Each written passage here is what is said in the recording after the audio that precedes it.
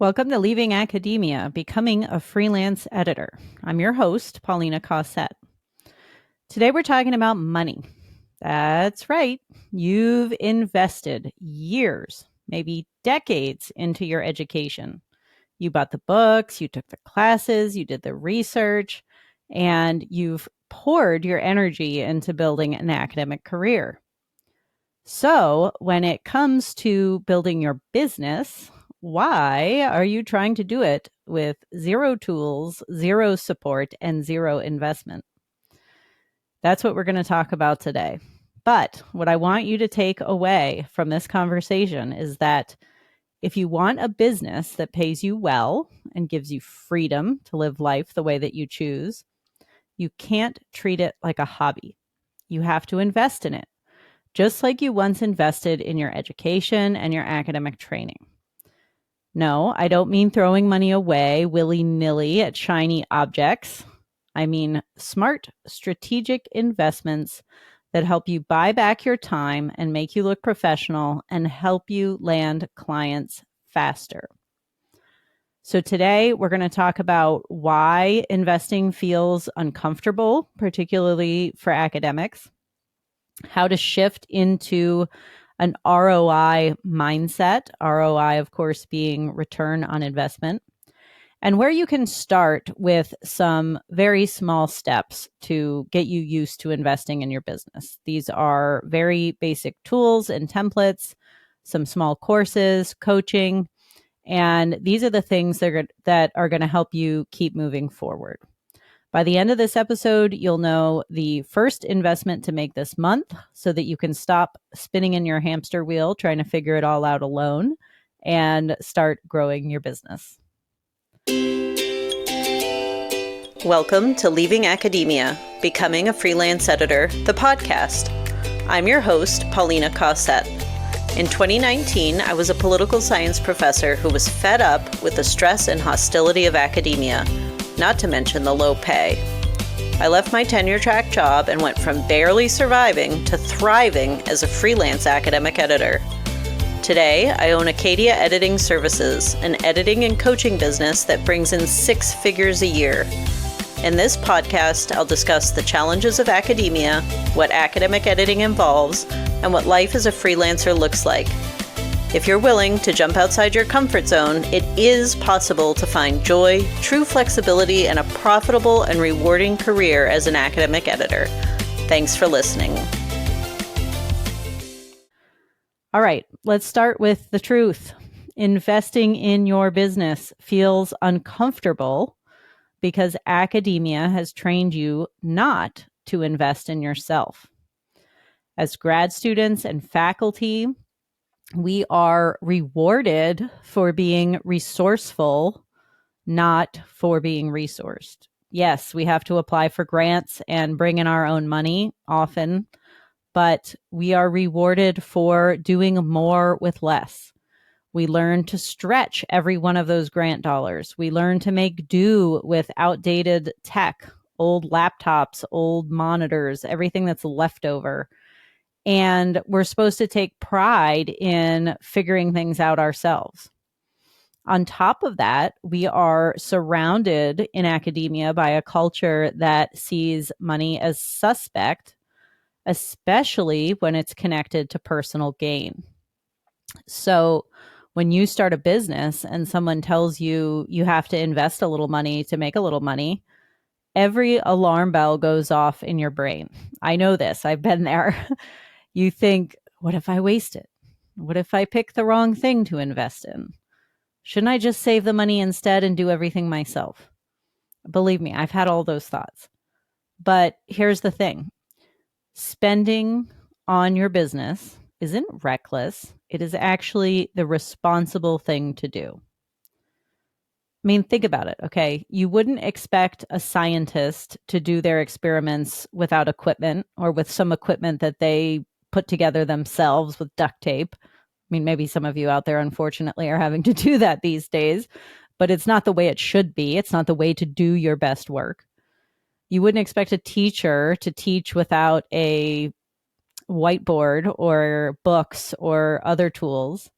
So why are you always expecting yourself to build a business that gives you a higher income, a sustainable plan, a life that you love without any tools, without any training, without any support? That's not fair to yourself. And I think that this fear of investing often comes down to control and to a lot of money issues that are buried really deep inside our minds. In academia, your success depends on constant approval. You spend your whole career waiting for reviewers and committees and funding agencies to decide if you're worth it, if you're good enough. So when it's your turn to make the decision for yourself, it feels terrifying to go out on that limb and decide, am I worth it? Am I good enough? But it's important to understand that when you are a business owner, you have to reclaim that agency. You have to reclaim that power and that confidence to decide, I am worth investing in. I am worth it. My business is going to be successful. Therefore, I should invest in it. Because honestly, as I said at the start of this episode, you already have invested in yourself and your business. You've invested all these years, potentially tens of thousands of dollars or more in your education, countless hours into your degrees. And all of this was supposed to buy you the freedom and the stability and the joy that you always wanted in academia, but it never did. And so you've invested all of this time and money and energy into this thing. You have all this knowledge and skills, but in this context of higher ed institutions, you're not getting what you were promised. And so my argument is that it's time for you to take all that stuff that you've invested in, all that knowledge and the skills that you have. Let's invest a little bit more to learn how to run a successful business. And that way we finally can have everything that we've always wanted. Now, a caveat here, of course, is that when you are just starting out, if you've never had any clients yet, you're just trying to get your first clients, you don't have to do any investing. You don't need an editing certificate. You don't need to take a business class. You don't need any of that stuff. Just focus on landing those first clients and or getting that first freelance editing job with an agency or an academic press and start. But this conversation about investing in the business is more about, it's more for the person who already knows that they're going to grow the business, that they want this to be their career and this new life. Even if it's a side hustle, if you want to grow it, if you want more clients, if you want to make more money, this is the time for you to invest. Let's talk about the DIY trap. I have to laugh because I am the worst about DIYing everything in my business, in my personal life, everything. As a child, as a young adult, really probably into my 30s that was when I started, having a real salary from an academic job and then my business. But until that point, I was obsessed with trying to save money. And even today, I'm still the person who goes around the house and turns off all the lights because it's a waste of energy and money. And, of course, that's good if you're trying to be frugal, if you need to be frugal. And those are good habits to have. But for me, that habit of always thinking about how to pinch pennies and how to save money, that came from my childhood of growing up in a low income, single parent, single mom home, not having money. And saving money has always been my way to keep myself safe, to have control. And this is probably why I did so well as an academic, because I was used to being self-sufficient. I applied to colleges and to grad school on my own. Anytime I had a problem, I figured it out myself. I worked really hard. I did the research. I learned how to use different statistics software and run the analyses, whatever analysis I needed to do, I figured it out on my own. I learned how to write on my own, right? I was resourceful, right? And that's something to be proud of. And I am glad that I am that way. But what I've learned since having a growing business, one that has grown to 6 figures, and I hope will grow beyond, is that all of that time that you spend DIYing things really isn't free. Like, you're not spending money on stuff, but you are spending your time. And in particular, when you have a business, your time is exceptionally valuable. In fact, I would argue that it is more valuable than money, because you can always earn more money, but you can't create more time. And so all of this work that you're putting into DIYing everything and figuring it out on your own, it's costing you time, it's costing you energy. And every hour that you spend wrestling with tech or rewriting your website copy or trying to design your own logo or whatever, doing your own marketing, whatever you're doing, it's costing you time. And that time could be spent working for clients, right? It could be spent editing. It could be spent coaching. It could be spent creating a more effective marketing system and making sure you're putting out the marketing and the content and the emails that you need to put out there to make sure that you're bringing in clients who want to pay you. And so all the time you're spending DIYing is time that could be spent more efficiently and that could be put toward actions that will actually get you paid. And so the key here is that there is a difference between being scrappy and pinching pennies and allowing yourself to stay stuck in scarcity. Because when you are always DIYing stuff, that is where you are keeping yourself stuck, is in a scarcity mindset.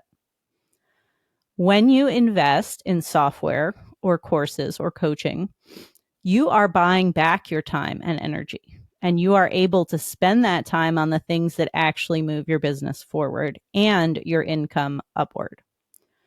So if you've been stuck thinking, oh, I'll invest in the business once I have more money, once I get more clients, please remember that it is the other way around. You will have more money once you start investing in the support that you need to grow the business effectively. So instead of this DIY mindset, I want you to shift the way that you think about your business to what I'm calling an ROI mindset. And this is something that will help you to start thinking more like a CEO, which is exactly what you need to be when you are running a successful business. And so when you start thinking like a business owner and like a CEO, every dollar that you spend, or the decision to spend every dollar, becomes a question, right? It is a question of not guilt or fear. We don't spend money out of fear, but we make it a question about the return on that investment. You are going to have to make statistical predictions or some kind of educated guesses as to whether or not spending that money will result in a strong return on the investment. You have these hypotheses about which investments are going to pay off for you. Is it coaching? Is it taking a course on copywriting? Is it joining a community where you'll be held accountable, right? You have to create a hypothesis as a good scientist that says, if I invest $1,000 in this copywriting course, how much is that going to pay off for me down the road? And you take a guess. And based on that prediction, you need to decide whether or not it's a worthy investment. That's how you should be making your decisions on how to invest in your business. Is, if I put in X amount of dollars, what is the amount of dollars I'm going to get back as a result? Maybe it's not an immediate return, right? Maybe you invest $1,000 in a copywriting course and you really develop those skills really well. And you see that over the next year, your copywriting on your website and your marketing and everything is returning more clients to you, that maybe you have 10 more clients than you think you otherwise would have if you hadn't learned that effective copywriting, right? So that's how I would like you to approach your business investment decisions don't be scared, right? Don't think, can I do this myself? Think, if I invest in this knowledge or skill or training or resource or service from someone else, say a copywriter, am I going to see a return on investment? So let me give you an example. Let's say that you earn around $75 an hour while you're editing or whatever. If you buy a $200 software tool that saves you 5 hours every week, that's really a savings of $375 per week. That's $75 times 5 hours. So investing $200 in a software tool, even if it's an annual subscription for $200 a year, if it's saving you 5 hours of time from having to, say, read through, right? Maybe we're talking about Perfect It, which is something I'm going to recommend later in this show. That is a tool that helps you to double check your document for consistency, and other aspects. So like, it checks things like, have you capitalized the headings, the subheadings consistently throughout?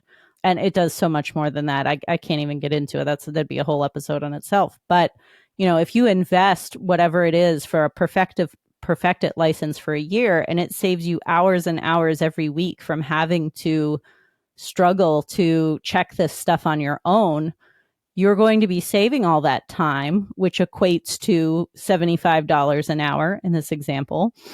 And you're going to be saving a lot of energy and your eyeballs as well, because you're not having to wear yourself out sitting at the computer, double checking, triple checking everything so closely. So that's kind of a simple, silly example, but I think it's really true. There are a lot of people who are scared to spend the $100 or whatever dollars it is for Perfect It a year, but really that kind of tiny investment is a great place to start and get used to spending money on your business, because it's going to save you a ton of time, and it's going to make your final product that you send to the client even better, which of course is what we always want. Let me give you another example. If you spend $1,000 on a course that helps you land your first $1,000 client, and frankly, if you are copy editing a book, you're going to get paid at least $1,000. If you're doing a developmental edit of a book, you're going to get paid well over that. So if you could spend $1,000 on a course that helps you land your first client, it's already paid for itself, right? That's not a risk. That's a very quick return. And that course obviously isn't just going to help you land that first client. It's going to help you land the second and third and fourth and fifth, and continuing on for the rest of your career. I also suggest that you think about, how long would it take you to land that client by yourself? Would it take weeks or months or longer? Maybe you would try and fail to land clients and lose hope and quit. And so that $1,000 investment that initially feels like a lot of money, and I don't want to minimize it, it can be a lot of money, especially if you're struggling, and many people are right now.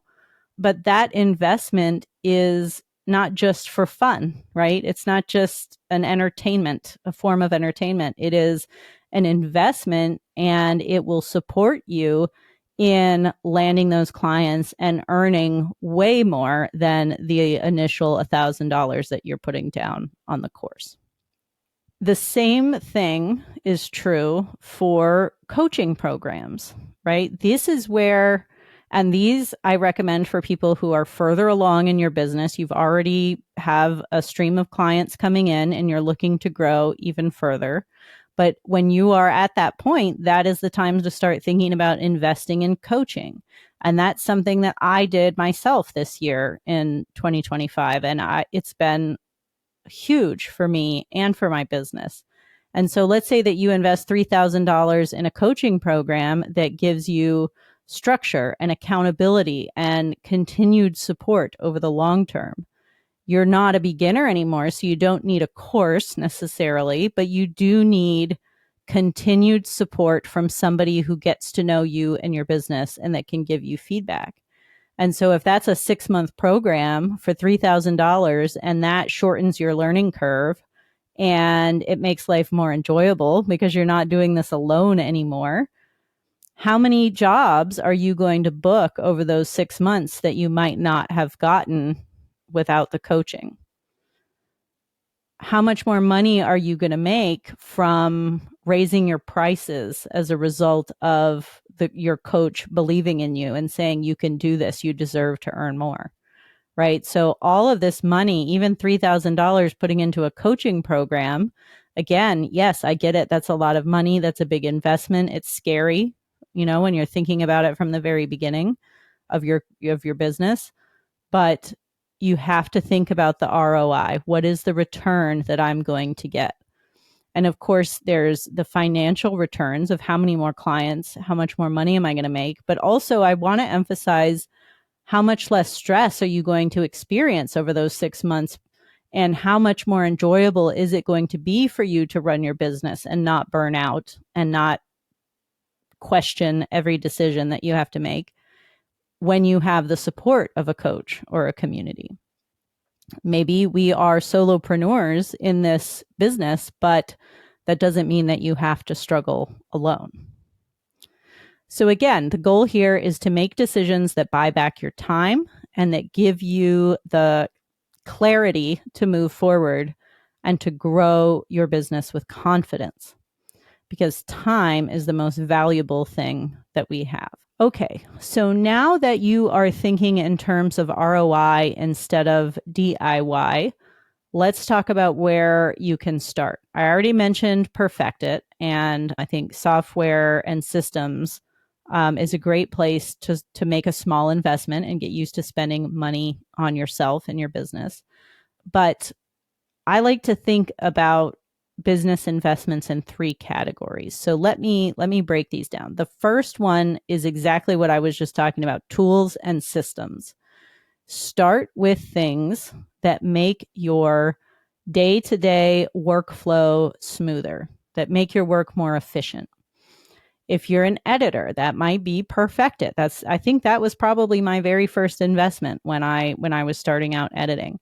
And that's a great place to start.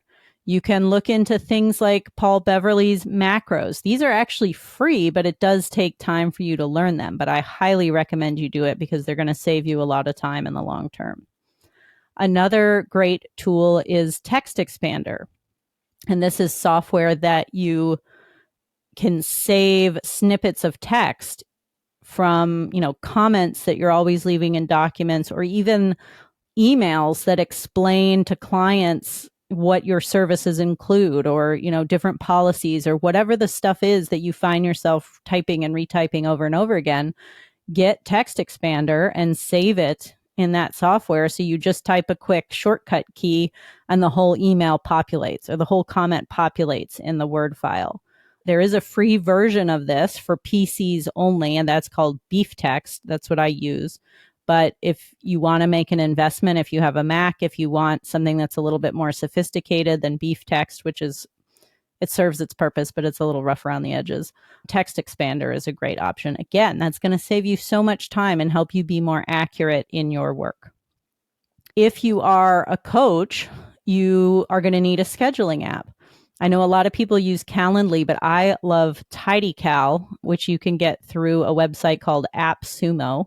I think TidyCal, it's just $39. That gives you a lifetime subscription. So Calendly charges you every month for their license, but TidyCal, you pay $39 once. It has all the functions of Calendly, and I absolutely love it. So you can set up calls with people, discovery calls, paid calls. People can pay directly in TidyCal to schedule. That's a great initial investment. Stripe is another account that you're going to want to look into. Stripe is free to create an account, but of course, when you allow people to pay you by credit card, you're going to lose a small percentage to the credit card fees. And I've seen so many new editors have a hard time accepting this. They don't want to lose that money because every penny counts for them in the beginning. And I get it. It was hard for me too. But offering the credit card option to clients and being flexible on those payment options is the way that you want to go. Because if somebody only has one option, maybe they can only pay with their department credit card, maybe they don't have Venmo or whatever, you have to be flexible. It's better to get the client and lose the 3% or whatever it is than it is to not get the client at all. Another tool that you are going to want to get as your business is growing is an email service provider. That's software or an account online where you are going to be able to create landing pages, offer lead magnets, get people to sign up to your email list or your newsletter. I have used a few different programs, and the one that I'm on now is called Kit. It used to be called ConvertKit, and I love it. It is, in my opinion, it's the best of all of them that I've tried. You can start out with them for free and learn the ropes, but once you start creating automations, so when somebody signs up to your email list, they get dumped into an email sequence or whatever, you do have to pay for that. But being able to collect people's email addresses and communicate with them directly and nurture them through email, it's been proven many times over how effective email marketing is. And so again, this is an investment that is going to have a big ROI for you. And it's just part of owning a business. This is just something that we have to do. I will put an affiliate link for Kit in the show notes in case you want to check it out. I think it's one of the easiest ones to learn. There is a learning curve. You will have to figure it out, but it's not that difficult. So again, in this first category of tools and software, tools and systems, this is the best place to start. It's just to try it out, to start learning to spend money on yourself and your business. The second category of investing is education and training. Now, I know I'm preaching to the choir when I talk about the importance of education, but this isn't just about going to college, right? Yes, you can start an academic business with the skills you already have, but as you grow, there are going to be tasks that you have to complete, like copywriting, like marketing, like selling courses or group programs, like setting all of that up. And that requires new knowledge, right? You know how to be an editor, you know how to be a mentor or a coach, but there are some things you have to learn as you're building the business and as you are growing. And again, it is so much easier to enroll in a course or a coaching program that teaches you this stuff instead of spending hours and hours and hours Googling everything and trying to figure it out on your own. Trust me, I did it. It is exhausting and it is a ridiculous waste of time. You could have the emails up and running because you've learned how to be a copywriter in a course, or you could spend months or years sending emails that are not effective, that aren't convincing anybody to buy from you. And that's money that you're losing out on. So I would be remiss if I didn't drop a plug here for my program, Becoming an Academic Editor. It is an online course. When you enroll, you get immediate lifetime access to the videos and the templates and all the tools that you need to start your academic editing or coaching business. You get immediate membership in our Slack community, which now has over 80 members from academia who are all starting businesses. And you join a 12-week group coaching cohort where we meet once a week on Zoom and talk through all of these challenges. So in this program, you're getting the knowledge, you're getting the accountability, you're getting the community support from people who are just like you, who've been there, who understand, who are going through the same things. If you've already launched your business and you've served a few clients and you're looking to grow even more, you could be a great fit for my new 6-month mastermind, the Academic Entrepreneurs Studio. And I'll put links to both of those programs in the show notes. ultimately, investing in education doesn't mean that you don't know enough to get started. You can start, as I said earlier, just with the skills you have right now. But it does mean that you value your time enough to learn from someone who's already done what you want to do so that you can get your business up and running and get paid even faster. All right, our third and final category of investments is coaching and community. This is where the biggest growth usually happens. The courses, the tools, those are all great for people who are starting out. But once you've started to make more money, once you've started to serve several clients, you still need help, right? There's as your business grows, you face new challenges. Yes, you've learned a lot and you know how to do a lot at this point, but there are going to be new questions and new problems to solve. And as the business gets bigger, it's a great problem to have, but there's bigger questions and bigger problems to solve. So that is where I think that coaching and community are really priceless to being able to grow your business in a way that you actually enjoy and not in a way that just stresses you out. So, being in a community of your peers means that you aren't just getting stuck in your own head and spinning your wheels constantly. We have a saying in our family, overanalysis equals paralysis. And I used to suffer from that myself, along with the DIY issues. And I would just think and think and think on problems. And that doesn't serve you, right? The longer you take to make a decision, the less money you're going to make, the longer it's going to take you to improve, to grow. And being in a community and having a coach where you can bounce ideas off of people, that's how you work through these problems. And, look, let's be honest here. In business, no one has the answers, right? We are all experimenting. If you come to me and say, Paulina, how should I write my homepage? I can give you tips. In my program, I give people a website wireframe, which is an exact structure that I use, that all my students use, that is very effective. But if you want me to give you the exact words to use to win every client, I can't do that. This is all experimentation. Maybe you find a framework that works for you now, but 6 months from now, something happens, the mood shifts in the country and the world, right? Things are changing. You have to experiment. You have to try different things. And it's not just set it and forget it, right? It's not just develop a program, put it out there and never touch it again, and it's going to sell itself. It doesn't work like that. You have to keep workshopping things. You have to keep experimenting. You have to keep throwing out ideas. And when you do that alone, it's really lonely. It's really scary and it's really frustrating.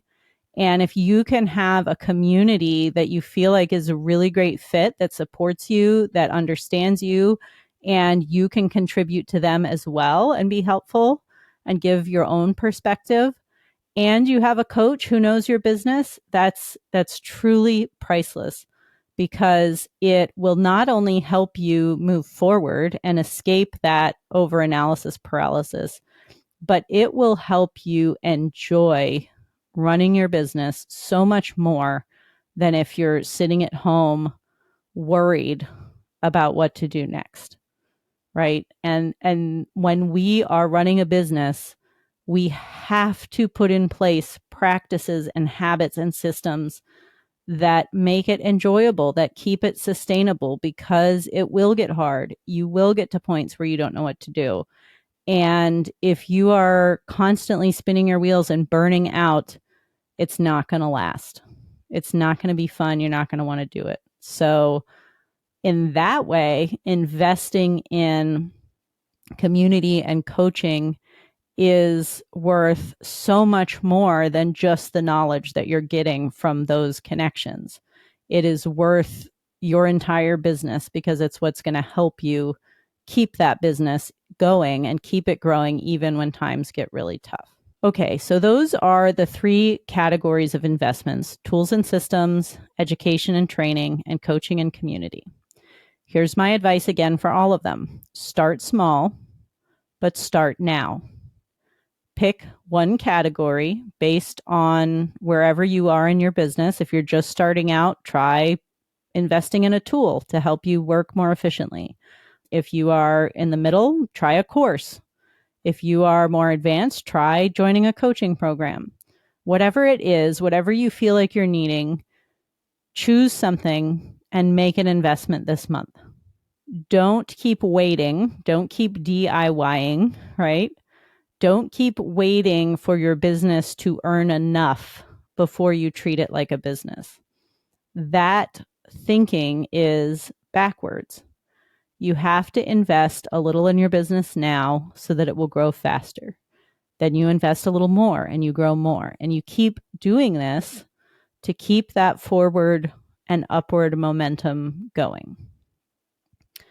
All right. So, my final thoughts on this. Here's the thing that we don't talk about enough. When you invest in your business, the benefits go far beyond the thing that you are buying, the tool, the coaching, the whatever. The real transformation when you invest in your business is what happens inside of you. When you invest, you show yourself that you're serious.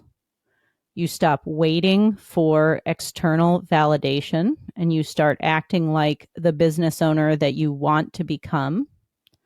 There is a line in a lot of marketing work and business, business thought leaders who always say you have to act like the CEO that you want to be, right? If you want to be a six-figure business owner, you have to act like a six-figure CEO.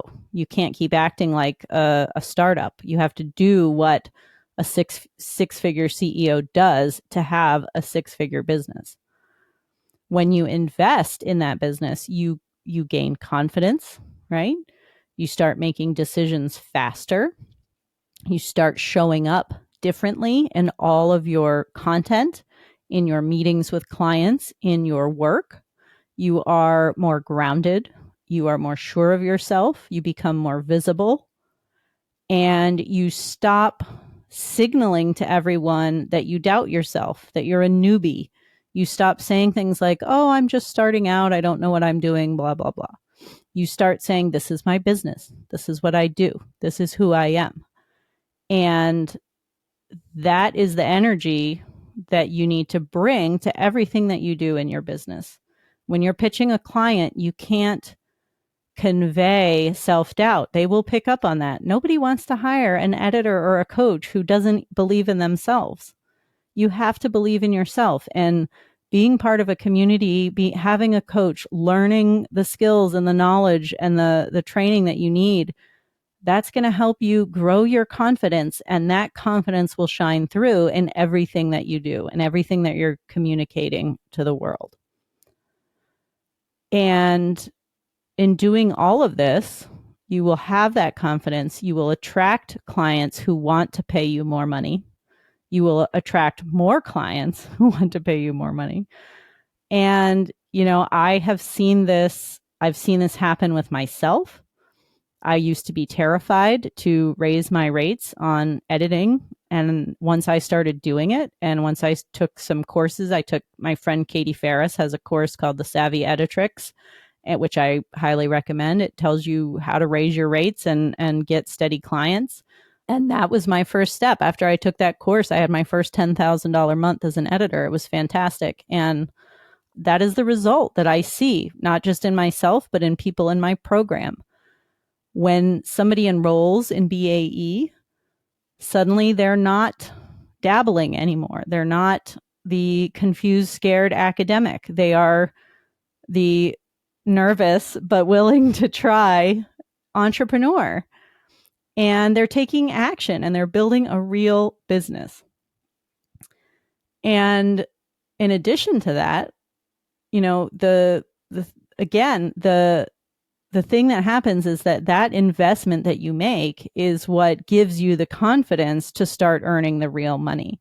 Buying the course, learning the copywriting, that's what gives you the confidence to raise your rates, to pitch yourself to clients you thought who would never hire you.